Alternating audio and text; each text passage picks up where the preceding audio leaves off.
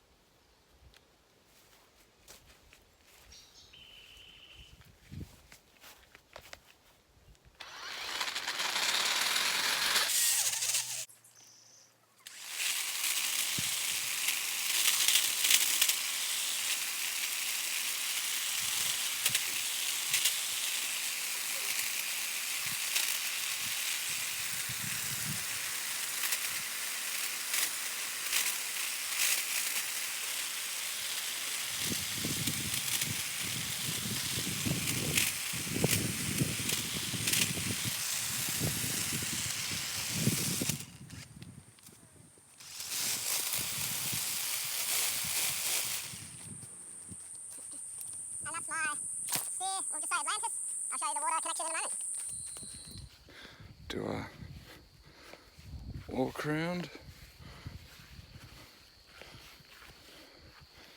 Nice little ball shape happening. Just getting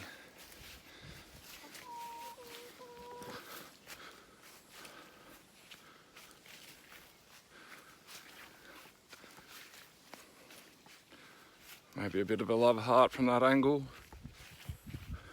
and into the staircase. So those of you that are following, you can see it's a bit willowed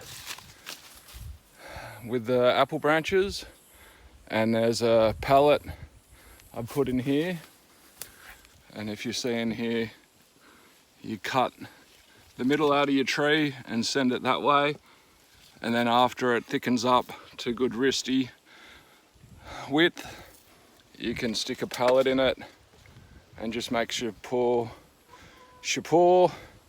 pallet is bugled in properly, and then you get this boomerang A without a little sheep, maybe that's the flock of wood, and apple-ish.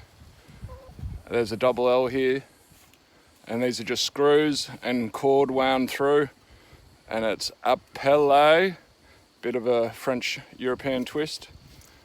Willow, my mate's daughter, she was adorable, and this is for her in her honour, for her little treehouse while she was staying here. And then right at the end, you've got the symbol for a modern day house. Pretty cute.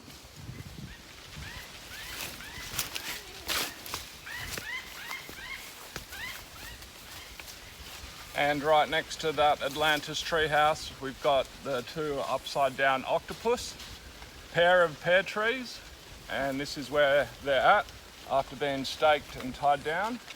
And now they've got this spring growth, which if you get it quick enough, you can literally just pull it off.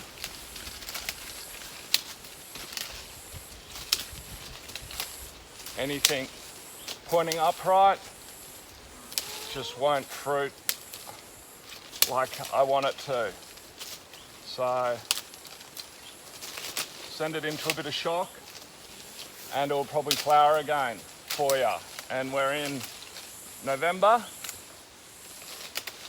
and this is where I'd be reading a book under a pear tree while watching the little ones in the tree house, hey?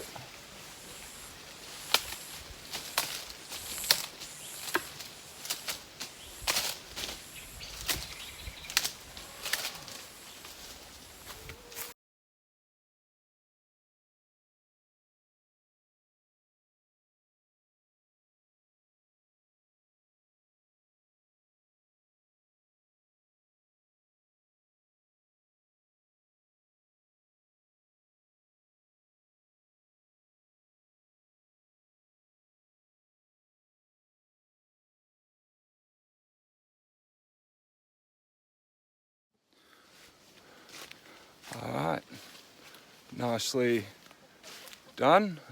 Open fan like legs, upside down octopus being the trunk, and leaving one or two hardwood poles for the nursery.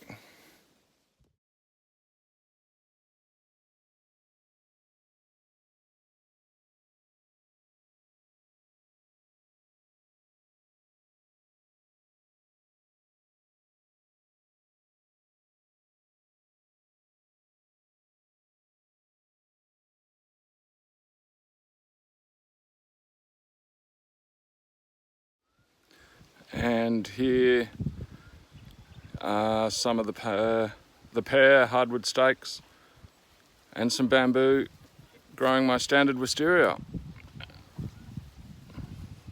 Pretty good. And these are my apple rootstock. If anyone wants to give a willowing house a go, I sell them for about $15–20 each. Thank you.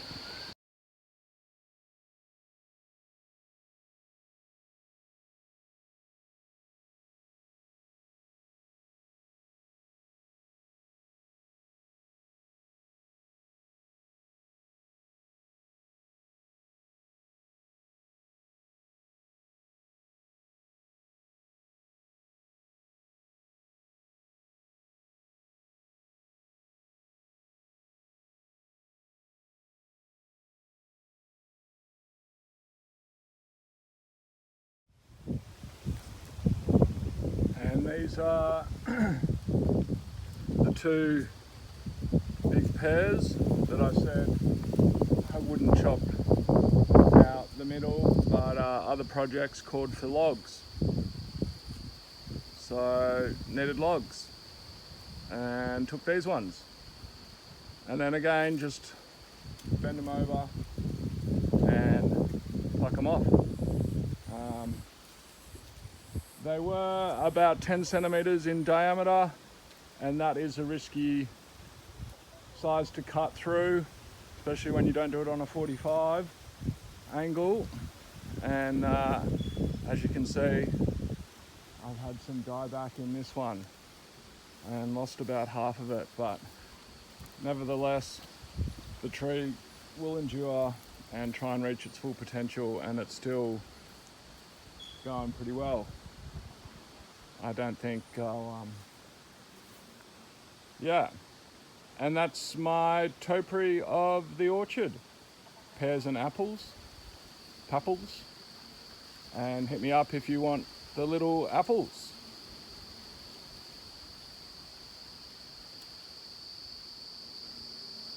you might even get some crab apples off them.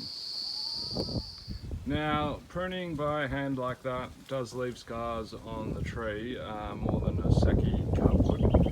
But when you're in Rome and got all this mountain of work to do, you'll take whatever you can get sometimes, and Robbo's handiwork does the trick. Like and follow please, and have a watch of my previous journey. Peace out. So Robbo, what's your favourite tree at the moment? Well, the jacarandas are in flower, but I do like a good wisdom herb, the ginkgo biloba. Anyway, it was said to be the first tree to shoot back after Chernobyl back in '86. And the first flowering tree to evolve as well. So that length of time, if that's what ticks your box, is the way to go. Munchy munchy, good old brunchy. Alright, fair enough. And Robbo, do you actually eat any food off a plate? I don't know, mate. Sometimes things make it to a plate, but yeah, the good old tray or the leaf or the, fruitarian diet. There's a little pear. Hard as rock, mate, but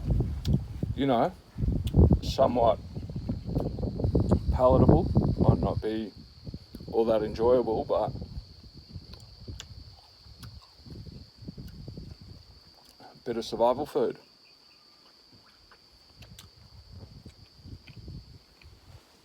Alright, mate. Favourite animal? Monotremes. Bilbies? Monotremes. Echidna? Platypus. Something like that. This is a bit of editor's cut and on the couch with Robbo. After all, when you're struggling to watch something on TV, it's probably best to watch yourself. Back. Watch yourself back. Back yourself in, under the table.